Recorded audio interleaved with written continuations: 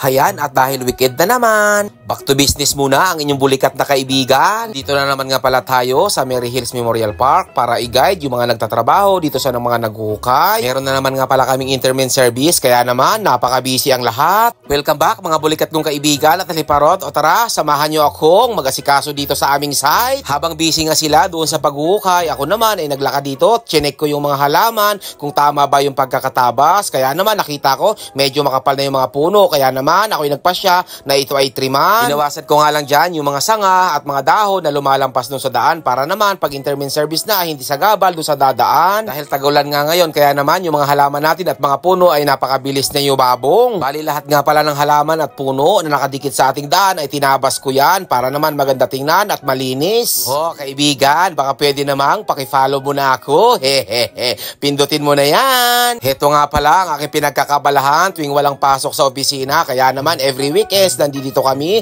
para asikasuhin itong aming family business. Mga interested po na mag-invest sa aming Memorial Park, aba, pwede nyo po kaming i-PM at mag-comment dito sa aking video na to. Panahon ngayon, aba, hindi na natin pwedeng iasa yung ating kapalaran sa mga maiiwan natin balang araw, di ba? Kaya naman, invest na kayo. Sa pagkakataon ng yan, hayan, natapos ko na yung paikot na tabasan yung mga damo at yung ating mga puno. Kaya naman, tingnan nyo, malinis na. Maraming salamat. Bye-bye. God bless.